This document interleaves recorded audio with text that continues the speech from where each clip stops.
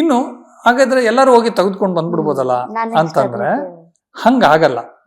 ದುಬೈನಲ್ಲಿ ಏನಪ್ಪಾ ಅಂತಂದ್ರೆ ನೀವು ಬೇರೆ ದೇಶದಿಂದನೂ ಒಂದು ರಸೀತಿಗಳಿದ್ರೆ ಅದಕ್ಕೆ ಸಂಬಂಧಪಟ್ಟ ದಾಖಲೆ ಇದ್ರೆ ಚಿನ್ನನ ಸುಟ್ಕೇಸಲ್ಲಿ ಹತ್ಕೊಂಡ್ ಬರ್ಬೋದು. ಅಲ್ಲಿ ಏರ್ಪೋರ್ಟ್ ಅಲ್ಲಿ ನಿಮ್ಮನ್ನ ಯಾರು ತಡೆಯೋದಿಲ್ಲ, ನೇರವಾಗಿ ನೀವು ತೆಗೆದುಕೊಂಡು ಹೋಗ್ಬೋದು, ಅದನ್ನ ವ್ಯವಹಾರ ಮಾಡಬಹುದು.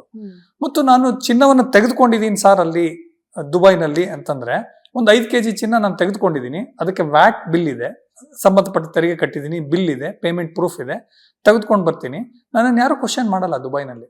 ಬಿಕಾಸ್ ಅಲ್ಲಿ ಕಾನೂನು ಅಲೋ ಮಾಡುತ್ತೆ ನಿಮ್ಮನ್ನ. ಆದ್ರೆ ನೀವು ಅಲ್ಲಿಂದ ತೆಗೆದುಕೊಂಡು ಬಂದು ಇಂಡಿಯಾದಲ್ಲಿ ಭಾರತದಲ್ಲಿ ನೀವು ಇಳಿದಾಗ ಏನಾಗುತ್ತೆ, ಇಲ್ಲಿ ಕಾನೂನು ಒಪ್ಪಲ್ಲ. ನೀವು ಸಿಂಪ್ಲಿ 1 kg 2 kg ಚಿನ್ನ ಆಭರಣ ಮಾಡ್ಕೊಂಡ್ಬಿಟ್ಟಿದೀನಿ, ಮೈ ಮೇಲೆ ಏರ್ಕೊಂಡ್ಬಿಟ್ಟು ಬರ್ತೀನಿ ಅಂತಂದ್ರೆ ಇಲ್ಲಿ ಕಾನೂನು ನಿಮಗೆ ಅದೊಂದು ಸಾಮಾನ್ಯವಾಗಿ ಎಲ್ರಿಗೂ ಇತ್ತು. ನಾವು ಗೋಲ್ಡ್ ಬಿಸ್ಕೆಟ್ ತರಕ್ಕಾಗಲ್ಲ, ಆದ್ರೆ ನಾವು ಜ್ಯುವೆಲರಿ ಹಾಕೊಂಡ್ ಬರ್ಬೋದಲ್ಲ, ಆ ತರ ಎಲ್ಲ ಕೆಲವೊಂದಿಷ್ಟು ಪ್ರಶ್ನೆಗಳಿದ್ವು. ಸೊ ಅದ್ರ ಬಗ್ಗೆ ನೋಡಿ, ನಮ್ಮ ಕಸ್ಟಮ್ಸ್ ಅಧಿಕಾರಿಗಳಿಗೆ ಏನಪ್ಪಾ ಅಂತಂದ್ರೆ ಹೆಚ್ಚು ಕಡಿಮೆ ಗೊತ್ತಿರುತ್ತೆ. ನೀವು ಹೋದ್ರಿ, ಒಂದೇನೋ ಬಳೆ ತೆಗೆದುಕೊಂಡ್ರಿ, ಒಂದ್ ಸರ ತೆಗೆದುಕೊಂಡ್ರಿ ಅನ್ನೋದು. ಯಾಕೆ ಅಂತಂದ್ರೆ ಯಾರೇ ಆಗ್ಲಿ ಪರ್ಸನಲ್ ಯೂಸ್ಗೆ ಕೆಜಿ ಗಟ್ಲೆ ತಗೊಳಲ್ಲ. ಏನೊಂದು 100 ಗ್ರಾಮು 50 ಗ್ರಾಮು 200 ಗ್ರಾಮು ಮ್ಯಾಕ್ಸಿಮಮ್ ಬಳೆ, ಕಡಗ, ಓಲೆ ಆ ತರದ್ದು. ಆದ್ರೆ ನಿಮಗೆ ದುರುದ್ದೇಶ ಇದೆ, ನಾನು ಅಲ್ಲಿಂದ ಎತ್ಕೊಂಡ್ಬಂದು ಇಲ್ಲಿ ಅದನ್ನ ಕನ್ವರ್ಟ್ ಮಾಡ್ತೀನಿ ಅಂತಂದಾಗ ನೀವು ಅತಿ ಹೆಚ್ಚು ಹೇರ್ಕೊಂಡು ಬಂದಾಗ ಅವ್ರಿಗೆ ಗೊತ್ತಾಗ್ಬಿಡುತ್ತೆ. ಒಂದು ನಿಮ್ಮ ಮೈ ಮೇಲೆ ಇರಬೇಕು, ಇಲ್ಲ ಸುಟ್ ಕೇಸಲ್ಲಿ ಇರಬೇಕು. ಸುಟ್ ಕೇಸಲ್ಲಿ ಇದ್ರೆ ಗೊತ್ತಾಗುತ್ತೆ ಮೆಟಲ್ ಅದು ಪಾಸ್ ಆದಾಗ. ಮೈ ಮೇಲೆ ಹೇರ್ಕೊಂಡಾಗ ಅವ್ರು ನೋಡ್ತಾರೆ, ನಿಮ್ಮನ್ನ ಗಮನಿಸ್ತಾರೆ, ನೀವು ಎಂತ ವ್ಯಕ್ತಿ, ಏನ್ ಕತೆ. ಆಮೇಲಿಂದ ಅದ್ರಲ್ಲಿ ಕಾನೂನು ಇದೆ, ನೀವು ಹೋಗ್ಬೇಕಾದ್ರೇನೆ ಕೆಲವ್ರಿಗೊಂದು ಅಭ್ಯಾಸ ಇದೆ, ಅಂದ್ರೆ ದಪ್ಪ ದಪ್ಪ ಸರಗಳು, ಕಡಗಗಳು, ಉಂಗುರಗಳು ಹಾಕೊಂಡು ಹೋಗುವಂತ ಒಂದು ಅಭ್ಯಾಸ. 40 ಗ್ರಾಮ್ಗಿಂತ ಜಾಸ್ತಿ ನೀವು ತೆಗೆದುಕೊಂಡು ಹೋಗ್ತಾ ಇದ್ದೀನಿ, ಇಲ್ಲಿಂದ ಹೋಗ್ತಾ ಇದ್ದೀನಿ ಅಂತಂದಾಗ ಏನಾಗುತ್ತೆ, ನೀವೊಂದು ವ್ಯಾಲ್ಯೂಯೇಟರ್ ಹತ್ರ ರಸೀತಿ ತೆಗೆದುಕೊಂಡು ಬಂದು ನೀವು ಇಲ್ಲಿ ಕಸ್ಟಮ್ಸ್ ಅಲ್ಲಿ ನೀವು ಮುಂಚೆನೆ ಎಂಟ್ರಿ ಮಾಡಿರ್ಬೇಕು, ನಿಮ್ ಪಾಸ್ಪೋರ್ಟ್ ಅಲ್ಲಿ ಹೋಗ್ತಾ ಇದ್ದೀನಿ ಅಂತ. ಆ ಸರ್ಟಿಫಿಕೇಟ್ ತೆಗೆದುಕೊಂಡು ನೀವು ಅಲ್ಲಿ ಹೋಗಿ ಮತ್ತೆ ವಾಪಸ್ ಬಂದಾಗ ಅವನೇನಾದ್ರು ಅನುಮಾನ ಪಟ್ರೆ, ನೋಡಪ್ಪ ನಾನು ಹೋಗ್ಬೇಕಾದ್ರೆ ನಾನು ಇದೆಲ್ಲ ಡಿಕ್ಲೇರ್ ಮಾಡಿದ್ದೀನಿ, ಇಲ್ಲಿ ಫೋಟೋ ಇದೆ, ಅದ್ರ ವ್ಯಾಲ್ಯೂಯೇಷನ್ ಇದೆ, ಹಂಗಾಗಿ ಅವರು ಅದನ್ನ ಬಿಡ್ತಾರೆ. ನೀವು ಹೋಗ್ತಾ ಡಿಕ್ಲೇರ್ ಮಾಡಿಲ್ಲ, 2 ಸಾಧ್ಯತೆ ಇದೆ. ಹೋಗ್ತಾ ನಿಮ್ಗೆ ಗೊತ್ತಿಲ್ಲ, ಡಿಕ್ಲೇರ್ ಮಾಡಿಲ್ಲ, ಹೋಗ್ಬಿಟ್ರಿ, ಬರ್ತಾ ಅದನ್ನ ಅದು ವ್ಯಾಲಿಡ್ ಅಲ್ಲ. ಸೊ ಅವ್ರು ಹೇಳ್ತಾರೆ ನೀವು ಡ್ಯೂಟಿ ಕಟ್ಟು ಅಂದ್ರೆ ಡ್ಯೂಟಿ ಕಟ್ಟಲೇಬೇಕಾಗುತ್ತೆ.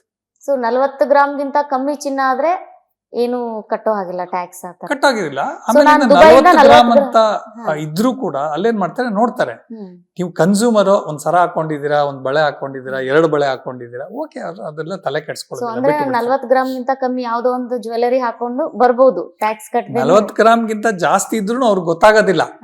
ಆದ್ರೆ ಅದು ಕಣ್ಣು ಕುಕ್ಕುವಂಗೆ ಎತ್ತಿ ತೋರ್ಸಂಗೆ ಇರಬಾರ್ದು.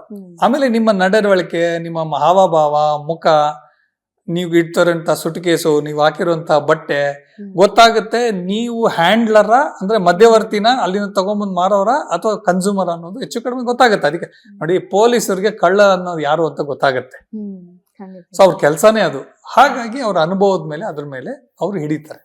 ಇನ್ನೊಂದೇನಾಗತ್ತಪ್ಪ ಅಂತಂದ್ರೆ ಬಹಳಷ್ಟು ಸಾರಿ ಅವರಿಗೆ ಮಾಹಿತಿ ಬರುತ್ತೆ. ಇಲ್ಲೇನಾಗಿರುತ್ತೆ, ಈ ಏನ್ ಹೇಳ್ತಾರೆ, ಈ ಜನ ಯಾರು ಇನ್ವಾಲ್ವ್ ಆಗಿರ್ತಾರೆ ಸ್ಮಗಲ್ ಮಾಡೋರು, ಅವ್ರವ್ರ ನಡುವೆ ಕೆಲವು ಸಲ ಏನೋ ಒಂದು ಇರ್ಸುಮುರ್ಸಾಗಿರುತ್ತೆ, ಜಗಳ ಆಗ್ಬಿಟ್ಟಿರ್ತದೆ. ಹಂಗಾಗಿ ಅವ್ರೇನ್ ಮಾಡ್ಬಿಡ್ತಾರಪ್ಪ ಅಂತಂದ್ರೆ ಅವ್ನ್ ಯಾರು ಬರ್ತಾ ಇರ್ತಾನೋ ಅವನ ಬಗ್ಗೆ ಸಂಪೂರ್ಣವಾದ ಮಾಹಿತಿ ಇವ್ರಿಗೆ ತಿಳಿಸ್ಬಿಟ್ಟಿರ್ತಾರೆ. ಸೊ ಹಂಗಾಗಿ ಇವ್ರು ಈಸಿಯಾಗಿ ವಿತ್ ಸೀಟ್ ನಂಬರ್, ಅವ್ನ ಡ್ರೆಸ್ಸು, ಹಾಕಿರೋ ಡ್ರೆಸ್ಸು, ಅವ್ನ್ ಎಲ್ಲಿ ಇಟ್ಕೊಂಡಿದ್ದಾನೆ ಎಲ್ಲ ಅವ್ರಿಗೆ ಗೊತ್ತಿರ್ತದೆ. ಸೊ 90% ಆಫ್ ಅವ್ರು ಏನ್ ಹಿಡಿದಿದ್ದಾರೆ ಅಂತ ಹೇಳ್ತಾರಲ್ಲ, ಈ ತರ ಆಧಾರದ ಮೇಲೆನೆ, ಮಾಹಿತಿ ಆಧಾರದ ಮೇಲೆನೆ ಹಿಡಿದಿರ್ತಾರೆ. ವಿತೌಟ್ ಮಾಹಿತಿ ಬಹಳ ಕಷ್ಟ. ಯಾಕಂದ್ರೆ ಸಾವಿರಾರು ಜನ ದಿನ ಒಂದು ಏರ್ಪೋರ್ಟ್ ಅಲ್ಲಿ ಬಂದು ಹೋಗ್ತಾರೆ, ಪೋರ್ಟ್ ಅಲ್ಲಿ ಬಂದು ಹೋಗ್ತಾರೆ, ಬಹಳ ಕಷ್ಟ ಇರುತ್ತೆ.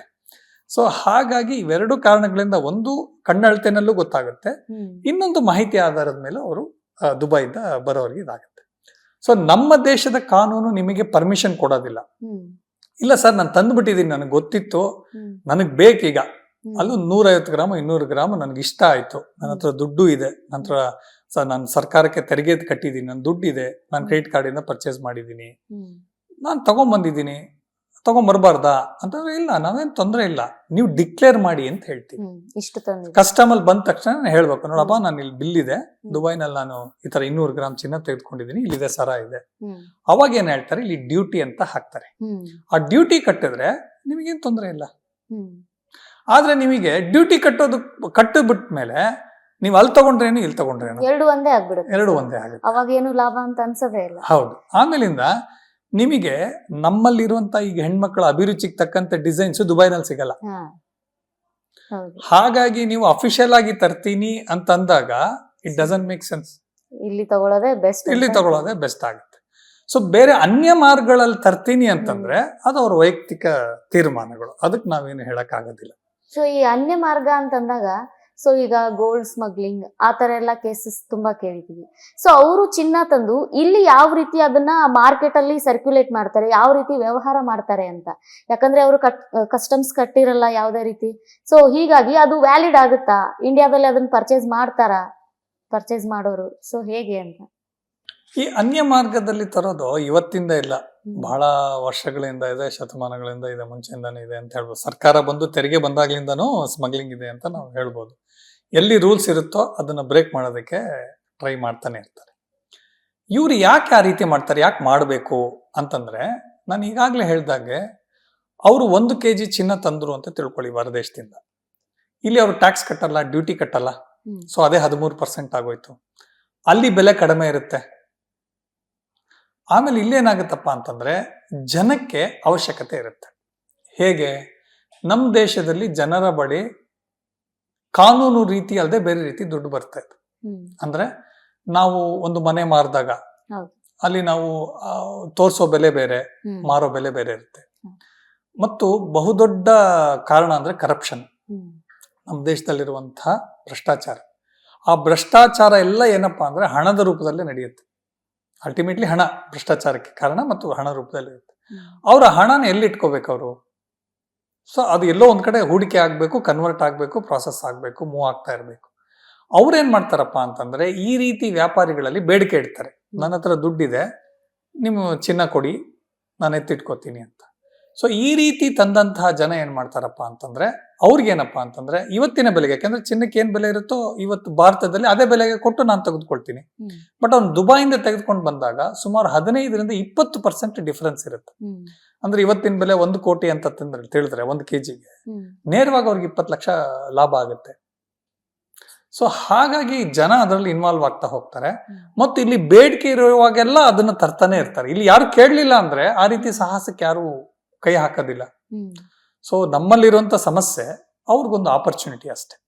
ಸೊ ಈಗ ವ್ಯಾಪಾರಸ್ಥರು ಏನಿರ್ತಾರೆ, ಈ ಸ್ಮಗ್ಲಿಂಗ್ ಮಾಡೋರು, ಅವ್ರ ಹತ್ರ ಖರೀದಿ ಮಾಡಿ ಪ್ರಾಫಿಟ್ ಅನ್ನ ಮಾಡ್ಕೋತಾರೆ. ಬಟ್ ಅವ್ರಿಗೆ ಯಾರು ಕೇಳಲ್ವಾ ಅಂತ ವ್ಯಾಪಾರಸ್ಥರು, ನಿಮ್ಗೆ ಎಲ್ಲಿಂದ ಚಿನ್ನ ಬಂತು, ನೀವ್ ಹೆಂಗೆ ಒಡವೆ ತಯಾರು ಮಾಡಿದ್ರಿ, ಅದಕ್ಕೇನು ಪ್ರೂಫ್ಸ್, ಡಾಕ್ಯುಮೆಂಟ್ಸ್ ಏನು ಕೇಳಲ್ವಾ? ನೋಡಿ, ಇದು ಚಾನಲ್ ಏನಾಗತ್ತಪ್ಪ ಅಂತಂದ್ರೆ ಎಲ್ಲೂ ಲೆಕ್ಕಕ್ಕೆ ಬರೋದೇ ಇಲ್ಲ. ಅವರು ಹಣ ಕೊಟ್ಟು ಚಿನ್ನ ತೆಗೆದುಕೊಂಡಿರ್ತಾರೆ, ಇವರು ಹಣಕ್ಕೆ ಮಾರ್ತಾರೆ, ಎಲ್ಲೂ ಬಿಲ್ಲೇ ಆಗೋದಿಲ್ವಲ್ಲ, ಟ್ಯಾಕ್ಸೇ ಆಗೋದಿಲ್ವಲ್ಲ. ಸೊ ಹೀಗಾಗಿ ಆತರ ಮಾಡಿ ತಂದ್ರೂ ಪ್ರಾಫಿಟ್ ಆಗುತ್ತೆ, ಸಿಕ್ಕಾಕೊಂಡಾಗ ಮಾತ್ರ ಶಿಕ್ಷೆ ಆಗುತ್ತೆ. ಖಂಡಿತ. ನೋಡಿ, ಲಾ ಬ್ರೇಕ್ ಮಾಡಿದಾಗ ನೋಡಿ ಯಾವತ್ತೋ ಒಂದು ದಿನ ಅವ್ರು ಸಿಕ್ಕಾಕೊಳ್ಳೇಬೇಕು. 1 ಸಲ ಸರಿ, 2 ಸಲ ಸರಿ, 3ನೇ ಸಲ ಅವ್ರು ಸಿಕ್ಕಾಕೊಳ್ತಾರೆ ಕೂಡ. ಸೊ ಇತ್ತೀಚಿನ ದಿನಗಳಲ್ಲಿ ಆಗಿರುವಂತ RS ಅವೆಲ್ಲ ನಮ್ಗೆ ನಮ್ಮ ಮುಂದೆ ನಿದರ್ಶನ ಇದೆ. ಸೊ